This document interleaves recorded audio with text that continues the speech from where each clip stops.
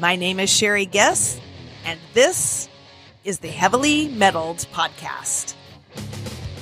On this podcast, I interview patients, medical professionals, and industry insiders, having important discussions regarding the all too commonly experienced but lesser identified symptoms of hypersensitivity to metals contained in implanted medical and dental hardware, diet, and environments. These metals often cause a variety of dysfunctional immune responses, chronic pain, and other syndromes that fly under the radar of most patients and physicians. During these interviews, the patients and I discuss ideas for managing symptoms, share personal lifestyle modifications, and talk about how to advocate with and educate providers pre- and post-surgery, along with options found for implant removal and the how-to of adverse event reporting. This podcast does not give medical advice. From time to time, I may interview medical professionals that render personal opinions you can use to follow up with your individual provider. Let's roll. Welcome to part 2, continued from episode 1. If you haven't checked out the first episode for the backstory, go do that. But this is where we connect all the dots, and you'll see it all come together. What do I do now that I've just had both sides of my pelvis fused with metal I can't remove? At this point, I'm pretty much thinking that I must be allergic to titanium. I had a full-blown meltdown. I thought it was going to be a life sentence and not one I would be able to bear. I had brought my sensitivity to earrings up with my surgeons in the past, even the surgeons who fused my SI joints. With the super low nickel content, he didn't seem to think it would affect anything that he was doing. I even went so far before that surgery as to contact the company that made the SI joint fusion hardware to find out the metal composition of the implants prior to implantation. When I got the documentation back, I saw that the nickel was less than 1/10,000th of 1%. So I really lost the anxiety regarding the nickel in the implants. There was no way that I thought I would react to nickel in that smaller percentage. Clearly, I was dead wrong. My pain management doctor, my surgeon, and I were continuing to try to work through my leg and pelvic pain while trying to sort everything out. I had 2 smaller procedures on my SI joints called augmentations, and they all helped. It's important to mention here that even though my SI joint surgeon knew about and supported the hypothesis of metal allergy, when we were discussing the possibility of the augmentations, originally he was going to perform those surgeries by adding a small piece of metal into the joint. It wasn't front and center in my chart or both that I had this sensitivity suspected to metal. You'll come to learn that every surgeon, assistant, and procedure has to be quadruple checked and more to prevent implantation of more metal if you're sensitive. I had some pain procedures, some radiofrequency ablations, and miscellaneous injections to my tailbone, my low back, surrounding areas. Some helped, some didn't.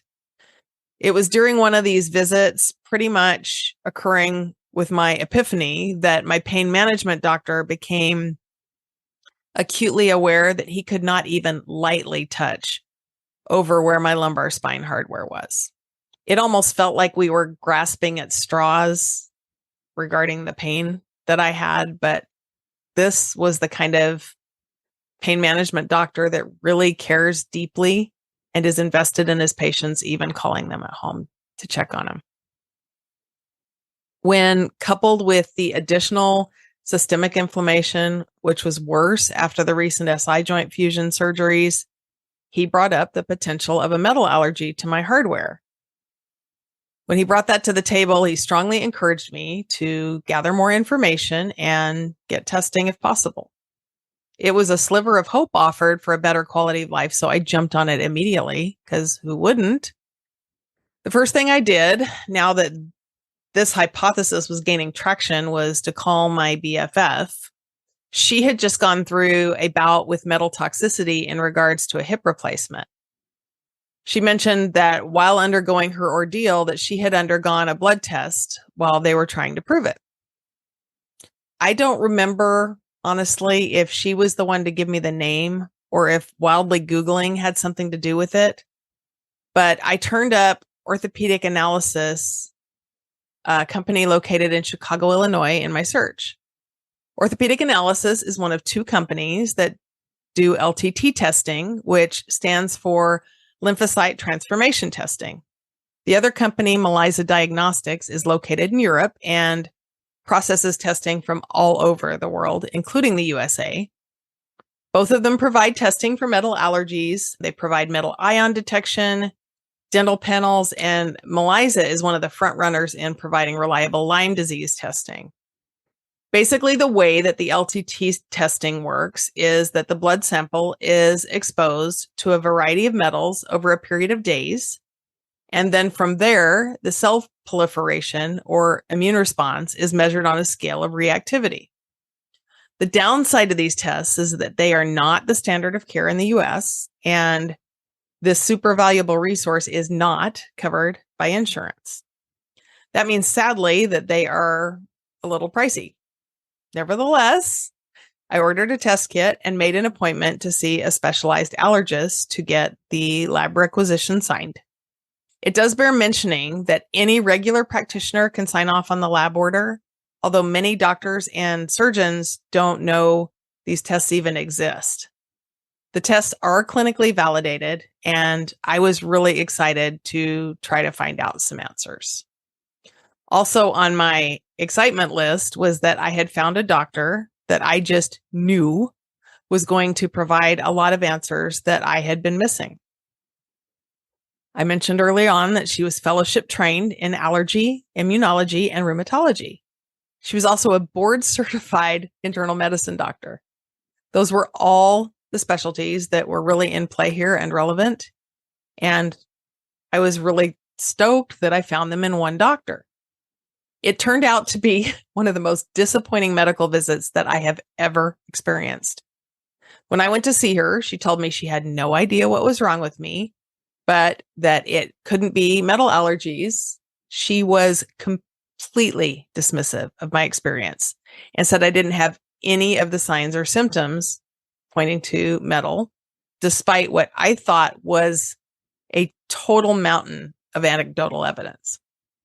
She didn't want to sign off on the lab requisition because she didn't believe in the testing, despite the fact that I had brought into the office all the clinical studies, peer-reviewed clinical studies, which is what doctors supposedly pay attention to.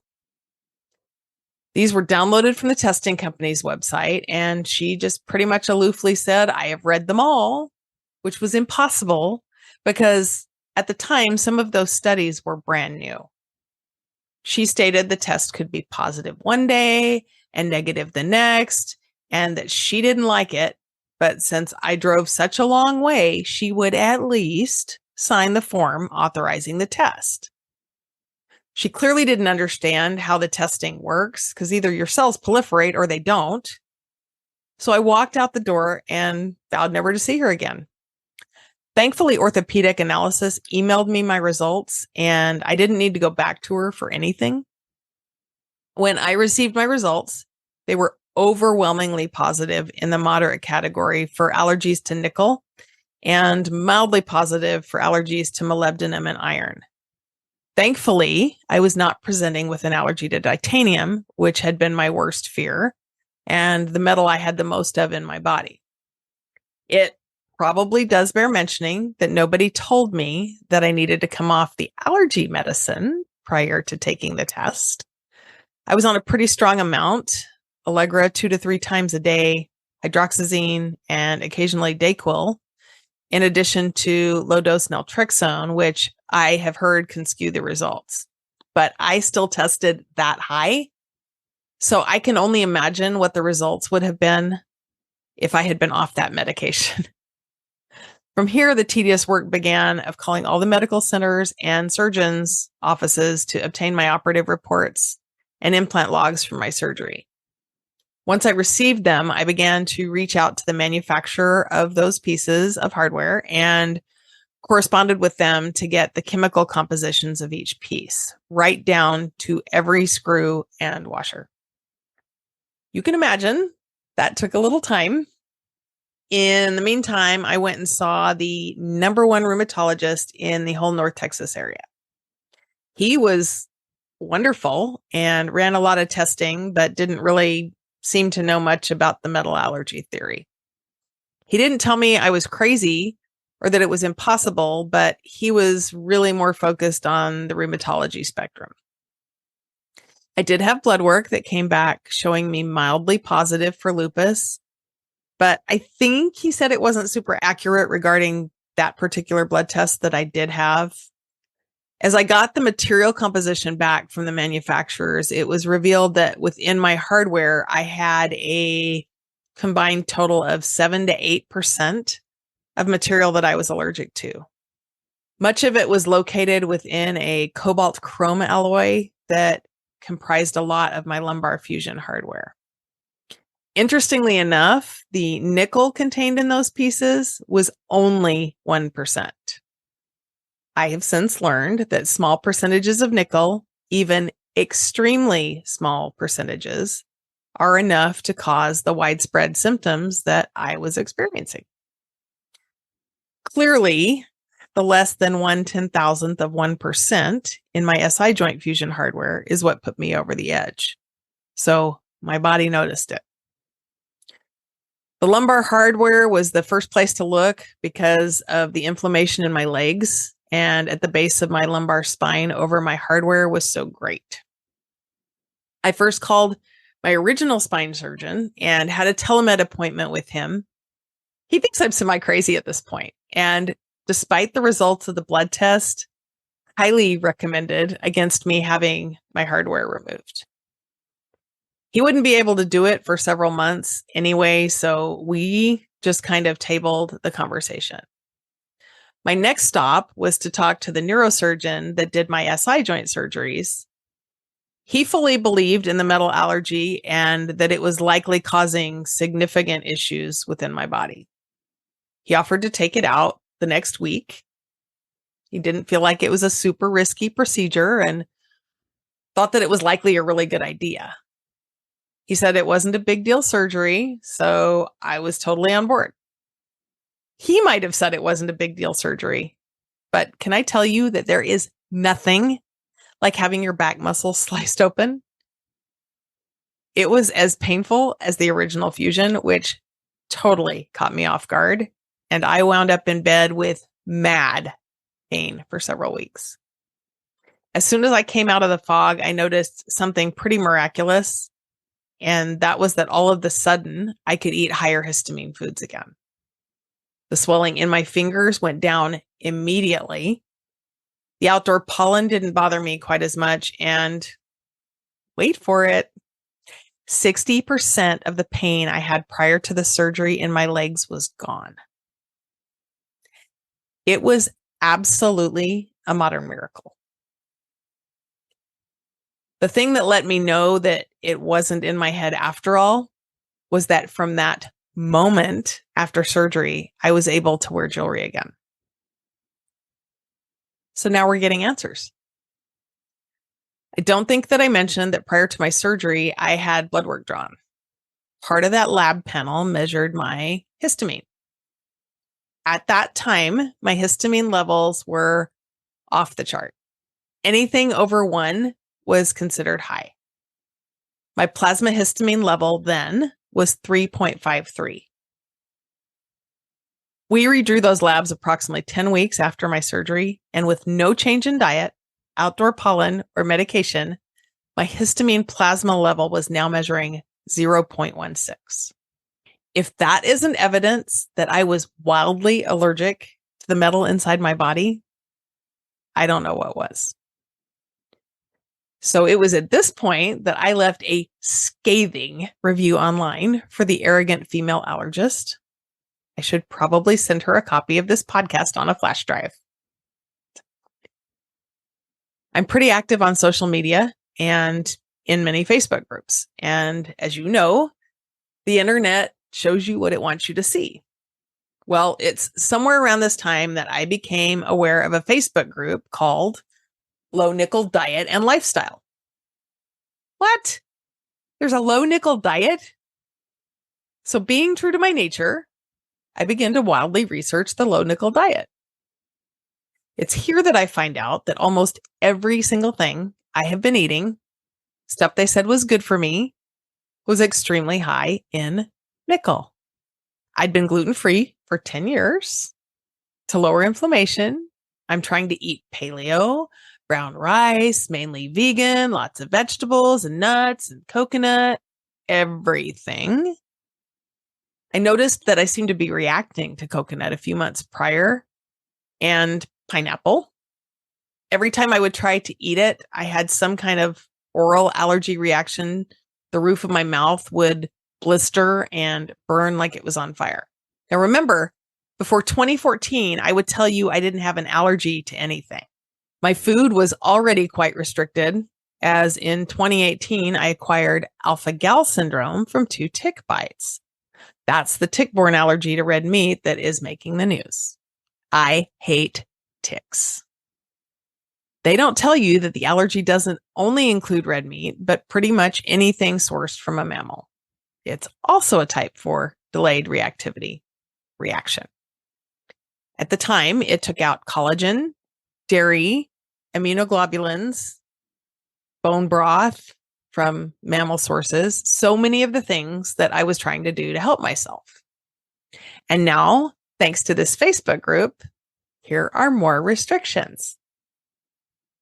At least I didn't seem to have the anaphylactic version of the syndrome, which is the majority of people that have it. My symptoms were more GI and histamine related, but we tested it and for sure I have alpha-gal syndrome. Come to find out that almost every single thing I'm eating is making my condition worse. And guess what? The coconut and pineapple are some of the highest nickel foods on the list.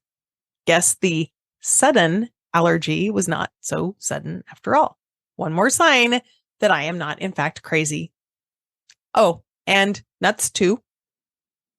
Like nuts from trees, brown rice, gluten-free grains, oatmeal that I was having every morning for breakfast. What the heck? Not only did the group point out that there were dietary concerns, whoever thinks of nickel in food, but environmental factors played heavily into the allergy as well.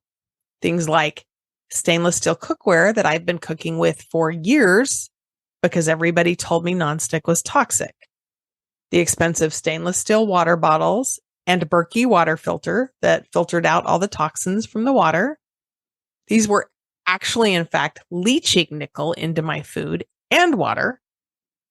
When the histamine bucket is already full, these little exposures are enough to take the allergy over the edge. Remember that Surgicel from my thyroid surgery that I said was related, and the essential oils? They are made from plants. Plants containing nickel. Have you ever seen the meme where somebody is on a gluten, dairy, everything-free diet, and basically they have a plate of ice cubes in front of them? That was kind of starting to feel like my life. So I basically got gluten back because white flour and white bread is far friendlier to a nickel allergy than gluten-free grains. I stopped eating the problematic stuff. I started eating ice. Just kidding. Started eating stuff that was friendlier toward the allergy. I switched from stainless steel cookware to ceramic coated. I switched the stainless steel water filter to a plastic filtering pitcher that filters nickel.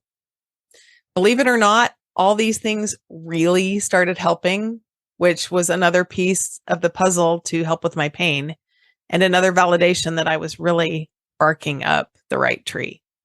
Finally. It was interesting to learn that this was a type 4 delayed hypersensitivity reaction, and it was part of what made connecting the dots so difficult initially.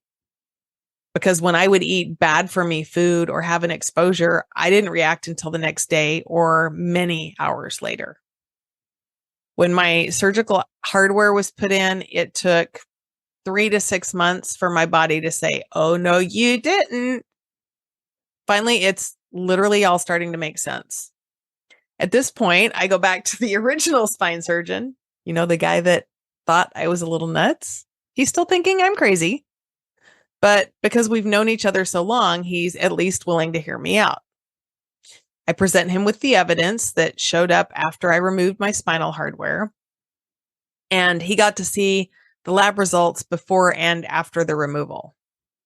We were having a video visit, but let me tell you that I could almost see the color drain from his face when I told him, I told you that I reacted to jewelry before the surgery, and you said there was nothing I needed to worry about. He asked me if they had ever patch tested me for anything prior to surgery, and the answer was no. He's just a person, and people make mistakes.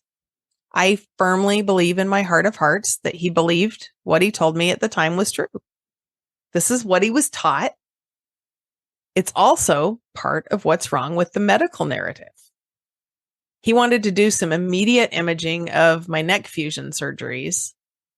When the results of the CT scan came back, it showed that the C6-7 fusion was completely collapsed. The level above it, it turns out, had no hardware in it that I was allergic to, and that had healed completely. The material data sheets revealed that the lower fusion did contain metal that I was allergic to, and in fact, it had never healed. So remember that neck brace that I had to wear 6 months following the second cervical surgery?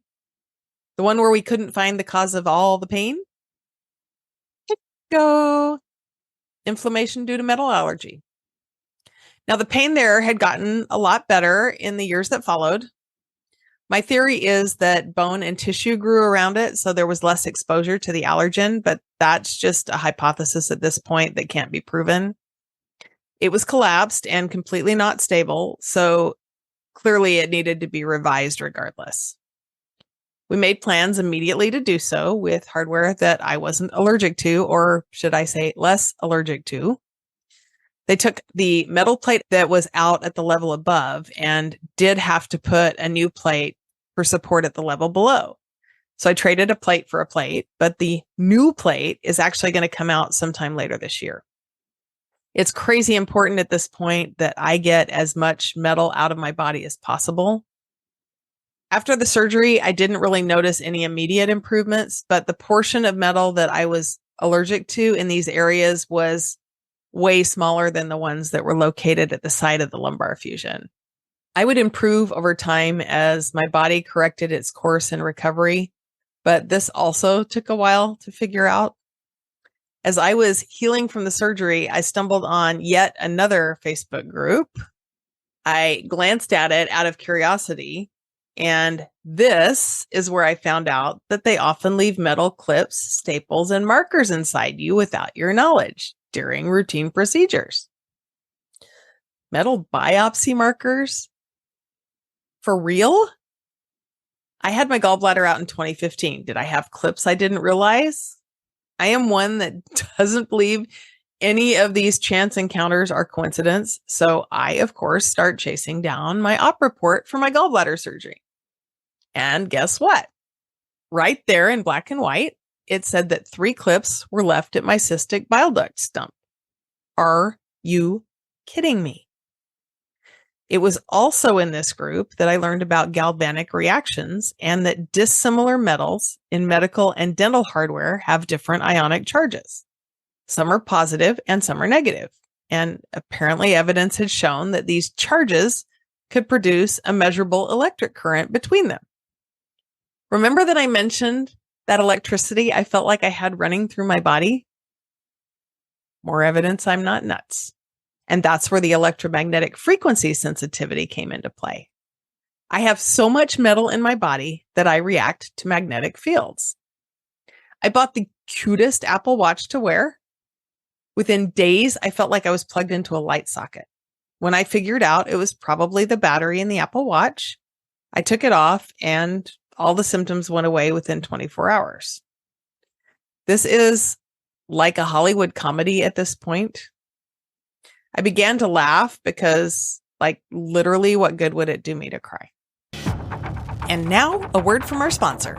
Attention metalheads, are you struggling with skin rashes, joint and systemic pain, or fatigue that just won't go away? Type 4 metal allergy is often overlooked as a culprit in many of today's chronic illnesses. Get to the root of the problem with ELISA testing. ELISA is a scientifically proven and clinically validated test that measures immune reactivity to metal allergens like nickel, cobalt, and titanium. With fast and reliable results, you can get the answers you need to find relief and live a healthier life. Don't let metal allergies control your life any longer. Visit melisa.org to learn more and schedule your test. Trust us, you'll be glad you did. Melisa, a valuable diagnostic tool in medicine. It may seem silly to you to have 3 little clips taken out when I have such crazy amounts of other metal still in my body. But I knew it didn't need to be there and figured that every little bit I got out would help.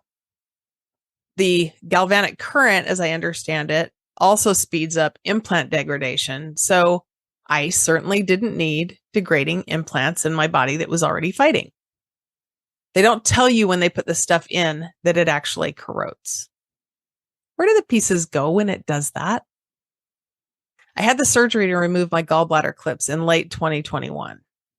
Most doctors will tell you this can't be done or it's dangerous. It's not. It was not a difficult surgery. I'm not sure the surgeon was convinced that it would make a huge difference, but he was willing to take them out, and so I went for it. I'm sure I'm at like 32 surgeries right now. Who's counting?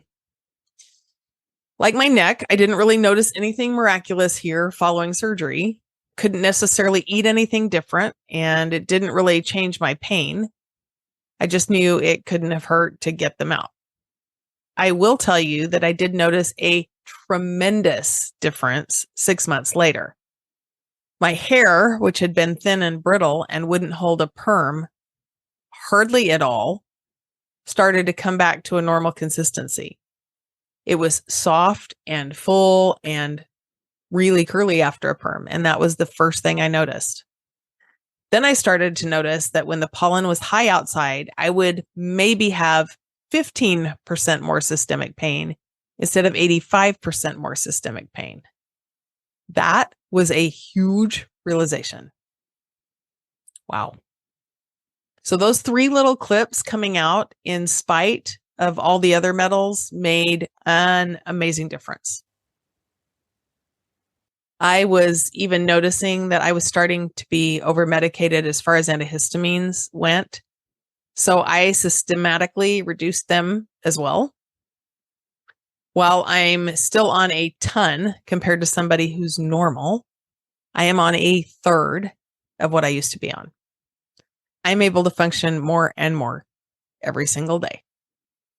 So what happened to the Lyme disease?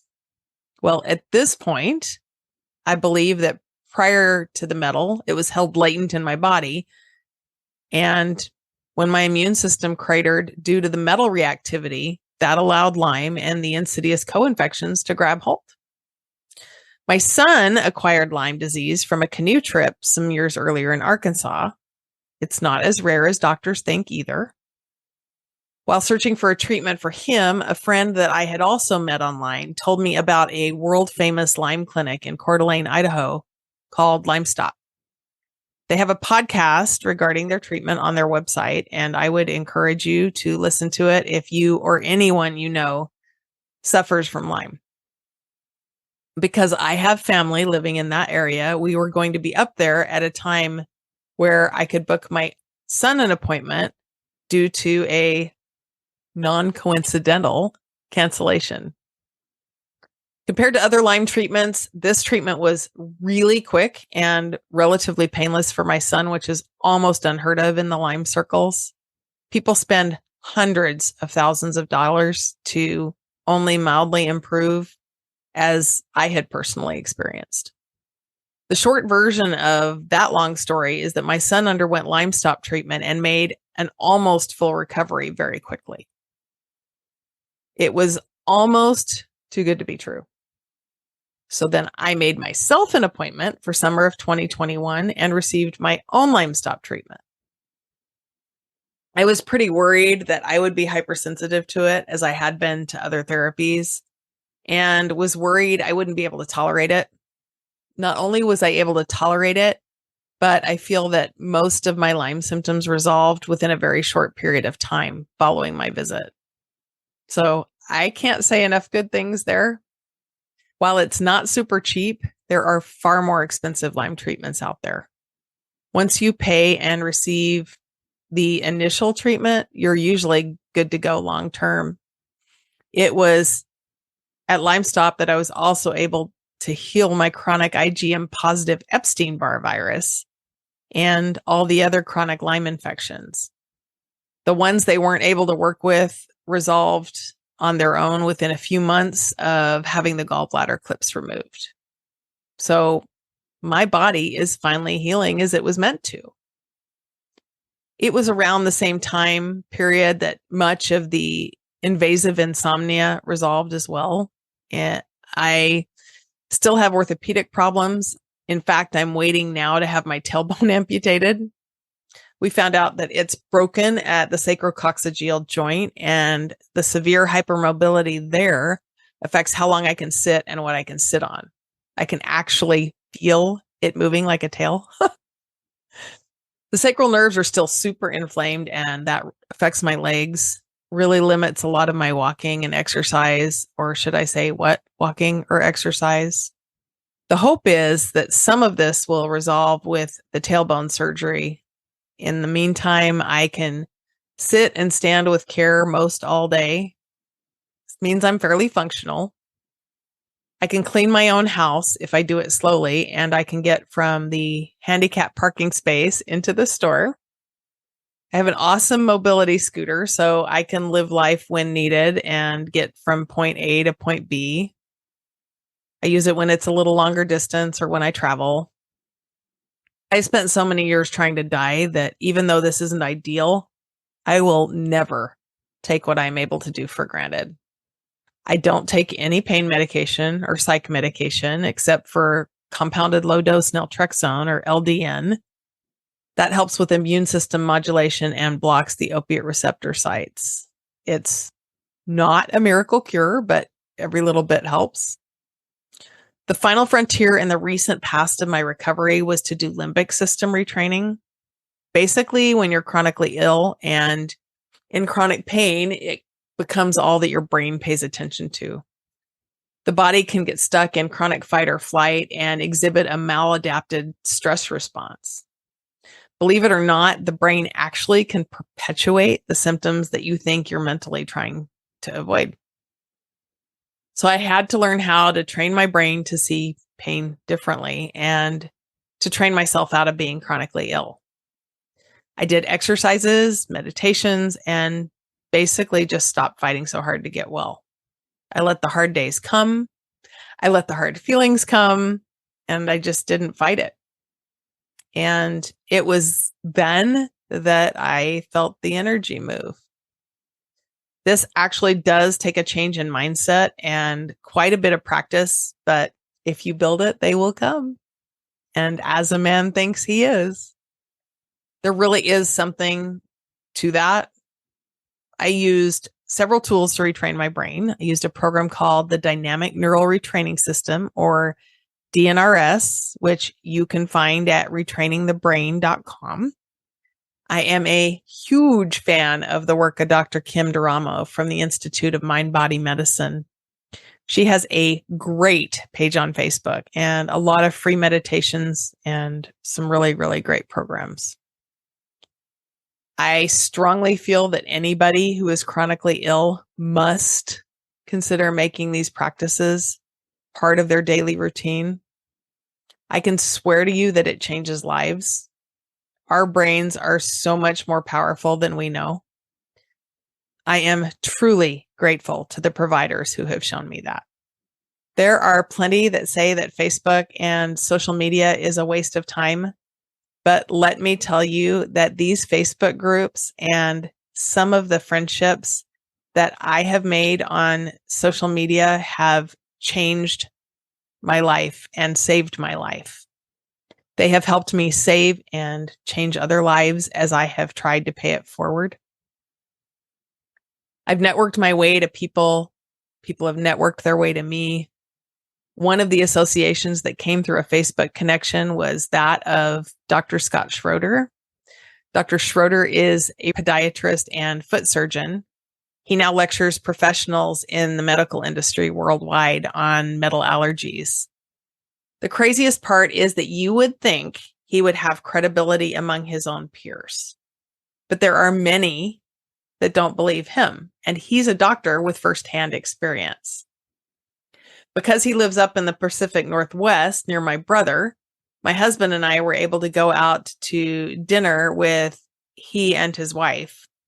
We're going to be teaming up to bring you some really great material as this podcast rolls on. If you look at YouTube, you can see his presentation to the FDA, and you will drop your jaw in disbelief at the things he will share. The craziest thing happened when we went out to dinner with Dr. Schroeder and his wife. I was asking him what food he was most reactionary to, and he told me it was soy. He then added that he could tell within seconds of putting something in his mouth if he was going to react to it. The only person I have ever heard say that in my entire life was my son, who has been throwing up a good portion of his food since he was a baby. I thought he was allergic to soy, but there were other foods and we never could seem to connect the dots. A light bulb went off in my head during my conversation with Dr. Schroeder, and I would come home and tell my son to take all the nickel-containing foods out of his diet. Guess what? His chronic pain greatly reduced, and he has finally stopped throwing up his food. He was also allergic to nickel. Dr. Schroeder helped me solve a 20-year mystery with my kiddo. No other doctor or surgeon had been able to figure this out. It also explained another mystery where my son had an old healed scar that erupted when he got Lyme disease, kind of like a boil. We had it froze off at the doctor's office. She never really knew what it was, but my son prior to that had a blacksmith forge and loved to work with metal. The location of the scar was a place where he had some metal embed itself years before. Of course, it healed and he didn't think anything else about it. So now we know why the scar erupted. Metal equals inflammation. Mind blown. So this is the point where I literally had a spiritual epiphany and knew that I needed to launch this podcast. All of a sudden, so many things in my life made perfect sense, from working as a journalist to the stars right out of high school, to my desire and enrollment in college right before I got sick to continue into medical school. I literally feel that God and the universe were leading me to this space and time in my life for this very purpose. I can't tell you how many random people I meet that are suffering with chronic pain. I dig a little. I find out they've always had jewelry reactions and that they have bodies full of metal. It happens over and over again. It's got to be 50% of the people I know with chronic pain. I've been fortunate enough to know some of them before and after their surgeries, and I've watched them make full recoveries when the metal allergy was discovered and the offending metals were removed. I can't be silent anymore. It's too common, and many times it is not even crazy difficult to fix. Don't get me wrong. There are many people that have metal in their body, like me, they can't remove. It's difficult to know. I've developed extreme compassion and empathy for everybody in this situation, including myself. In spite of that fact, I am sure that there are issues that will be discussed on this podcast that will contribute to a better quality of life for even those with the greatest suffering. We have to start having a discussion with our doctors, our families, our friends, and all who are around us, because there is always hope. There is always help. I just met somebody in a dire circumstances. She had decades of severe pelvic pain and was told by multiple doctors, gynecologists, radiologists, that she didn't have any female clips or staples. She got conflicting information from a different medical provider and had surgery 2 weeks ago here in Texas.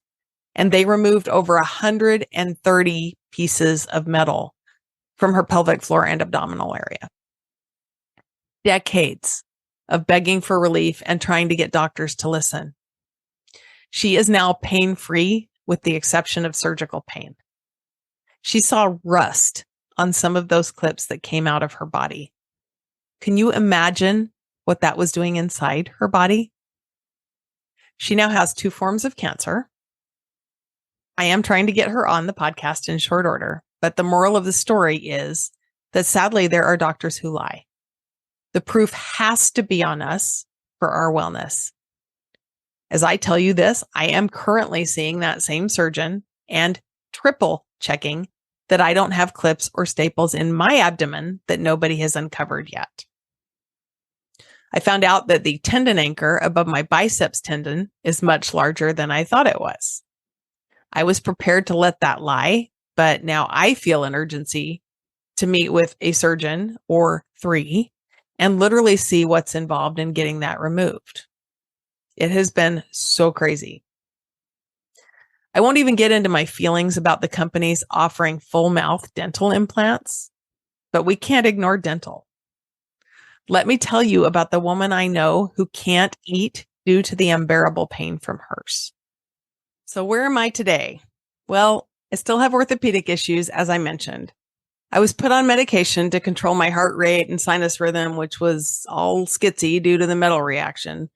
So I feel normal as far as that goes, normal-ish. Remember that I still have a lot of metal in my body that I'm still allergic to and that can't be removed. Some of it can. I'm looking forward to that. And I should continue to get better when that happens. But for now, it is what it is. I can sit and stand most all day, and I can walk short distances, maybe a combined total of about a mile per day. This is probably due to the tailbone issue and kind of some of the nerves in my pelvis. Nothing to do with having or not having the metal. I just was hard on my body. I have significantly less pain in my legs and body, though I do have to control the allergic reaction and inflammation with Allegra and other antihistamines. Some days are better than others. My brain doesn't burn anymore. Cognitively, I think I'm still above average for my age. I would say I get through life well about 90% of the time. I can function as a real estate agent and show houses. I can drive myself anywhere I need to go. I can take long trips. I do have a mobility scooter for when I travel for places where you would need to walk a long distance, since that's not possible. I can stand and sing with my choir for performances, and I don't have to lay down off the side of the stage anymore. So, hey, it's not perfect, but it's light years better than what it was. The insomnia is pretty much resolved, and as long as I follow a low nickel diet, which has been really significant, I do pretty well. I pay for it when I don't. For all I've been through, I'm just happy to be here, and I will never take a day I wake up for granted. What's important going forward to me is to make sure I keep my medical directives in place, up to date, and very specific. Yes, I have to spell out that there's nickel in stainless steel, because you will not believe how many in the medical profession don't realize that.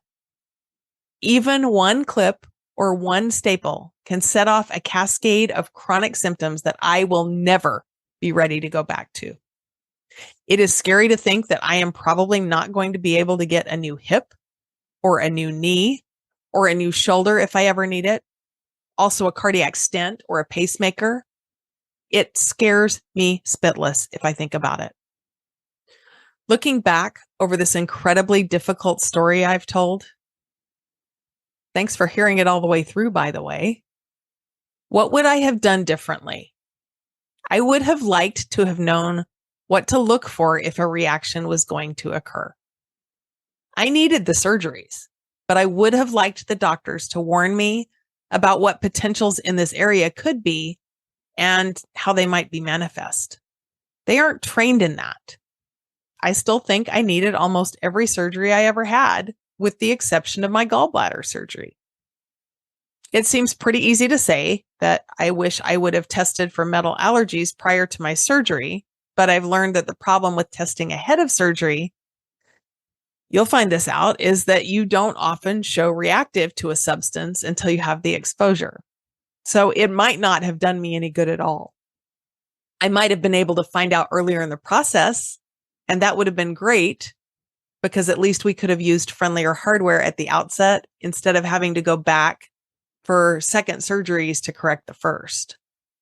Did you know that the hardware manufacturers always suggest having the hardware removed when it's no longer needed? Why is the burden of that expense on the patient? I'm not sure I have great answers here. I can't go back, so I just go forward. So what's next? I need to file my own adverse event reports. I have been so busy correcting, healing, and living again that I have not taken the crazy important steps to do that yet. We're going to learn together how to do that on this podcast. We're going to learn how to navigate surgical consents so that we know what is getting placed in our bodies and what it's made of. People ask me if I'm going to sue any of my doctors or if they can sue theirs for leaving metal in them without their knowledge, or if they can sue the clip manufacturers for the huge wreckage to their lives. I know people that have done that. A few of them have done it successfully, but it's taken them years of hard work. And in their opinion, it's usually not worth the time it takes. It's bad energy, time that could be spent in other more rewarding pursuits, in my opinion. Tort reform changed the civil justice system and reduced the number of lawsuits and the amount of damages awarded in them. There usually isn't enough money to go around for anyone to make it worth going after those responsible. I feel, along with others who have been through lawsuits, that time is better spent on patient advocacy and spreading the word about this horrific problem plaguing the medical industry. That's my story, and I am sticking to it. I have heard some real horror stories about doctors. I am blessed that my doctors believe me and support me, but many don't. They won't believe until there are clinical trials to support the evidence, and we need those. I'm going to be talking to some groundbreaking doctors who are doing those trials. The vast mountains of anecdotal evidence are apparently not enough. They should be, but they're not. I do think we can use them to fan the smoke into a flame. Don't let them tell you it's rare. I can tell you more than one story where a patient has gone back to a doctor after a literal miraculous recovery post-hardware removal, and the doctors still think it was just a fluke. They've gone into remission from whatever they had, or that it's not related. I've also heard trivial excuses like, well, maybe you're just under less stress, or maybe you're just not as anxious anymore. Many people I know experiencing the side effects of metal allergies have master's degrees, medical degrees, doctorate degrees, and they are dismissed and treated like they are cuckoo for Cocoa Puffs. This has to stop. I want to make doctors who listen and doctors who learn the standard. I want to make testing the standard. I want to be a force in improving medical device regulation. Incidentally, we will be talking to somebody that works with the FDA in device development. We'll learn about that process too. I aim to make living with metal allergies better for me, you, and those that will come after us. My story matters and my life matters. Your life matters. Stay here with us, learn with us, grow with us, and help us get the word out to save lives. Every life is precious. Every day above ground can be a good day, even when it's hard and borderline impossible. I know this was a lot Trust me, it's a lot for me to relive, but I'm just getting started. Please stay for the miracle. Together, we can improve the quality of life for so many. I'm just one voice. We need many voices. Please like, share, and subscribe to help share this most vital message. If you want to see my before, during, and after photos and imaging and test results, there will be a link to those in the show notes on heavilymetal.com. We'll also be putting up a great page full of links and resources on the website. From the bottom of my heart, thank you for tuning in. Now, let's go tell the medical industry we're not going to take it anymore. Thank you for tuning in today. Please don't forget to follow me on social media and to like, share, and subscribe. My primary mission is reaching out to others who may be suffering from hypersensitivity reactions to metal implants and pointing them to resources that can assist with hope, help, and healing. If you know someone that suffers from a chronic illness, you might ask if they have any implanted metal hardware and if they've ever had a reaction to jewelry or metals of any kind. Might not even be on their radar. Visit us at heavilymetal.com where you can find images and documentation relating to our show today, as well as a number of valuable resources and links to assist you on your own personal healing journey. Until next time, keep on rocking.